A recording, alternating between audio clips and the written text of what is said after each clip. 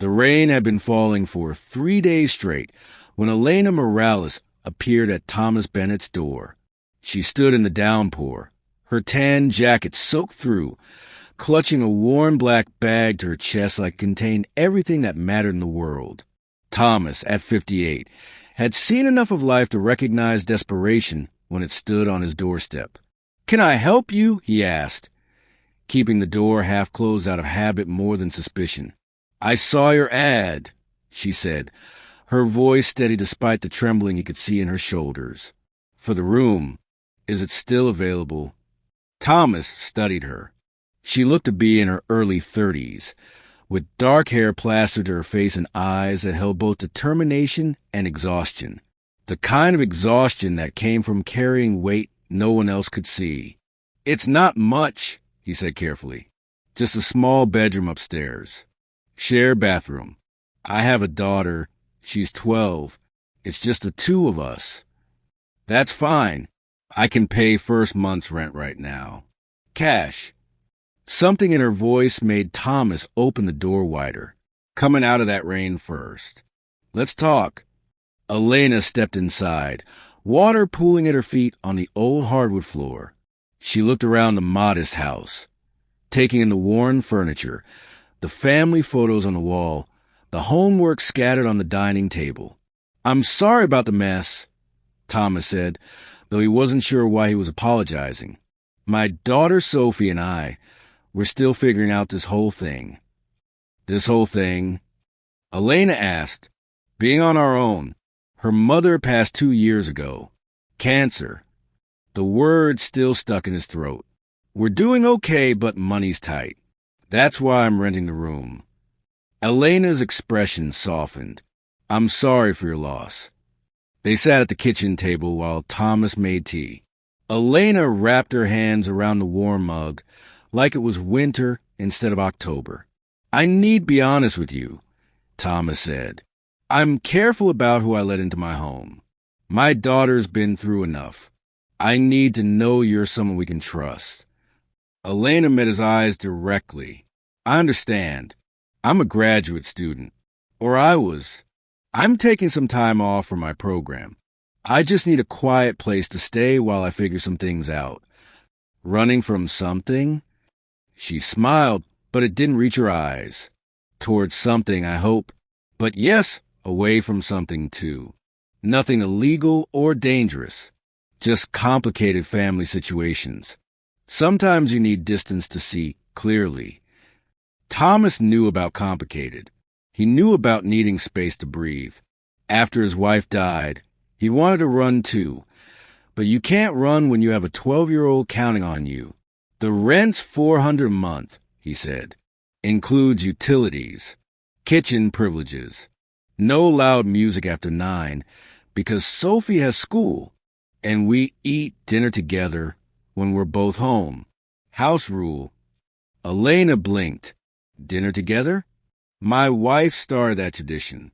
She said families who eat together stay together. Well, we're not family, but while you're under this roof, you're part of our household. If that's too much." "No," Elena interrupted. "That sounds wonderful, actually." Something passed between them then, an understanding that both were holding on to routines to keep from drowning. Sophie came home from school an hour later, all wild curls and questions. She stopped short when she saw Elena at the kitchen table. "Sophie, this is Elena. She's going to be renting the spare room." Sophie's eyes narrowed with the suspicious wisdom of a child who'd learned too young that people leave. "For how long?" "I'm not sure yet," Elena answered honestly. "Is that okay with you?" Sophie shrugged, trying to look indifferent, but Thomas saw the curiosity beneath it. "I guess. Just don't touch my stuff." That first evening, they ate spaghetti together, an awkward 3-person orchestra learning each other's rhythms. Elena asked Sophie about school, and Sophie complained about her math teacher with a passion and intensity only a 12-year-old could muster. Thomas watched Elena laugh, really laugh, and wondered what weight she was carrying that made such simple moments feel precious to her. The next morning, Thomas woke early as always to make Sophie breakfast before school. He was surprised to find Elena already in the kitchen, scrambled eggs on the stove. "I hope you don't mind," she said. "I'm an early riser. Thought I'd make myself useful." They fell into an easy conversation about nothing important, the kind of talk that filled the silence without demanding too much. Thomas found himself relaxing in a way he hadn't in months. After Sophie left for school, Thomas headed to his job at the hardware store.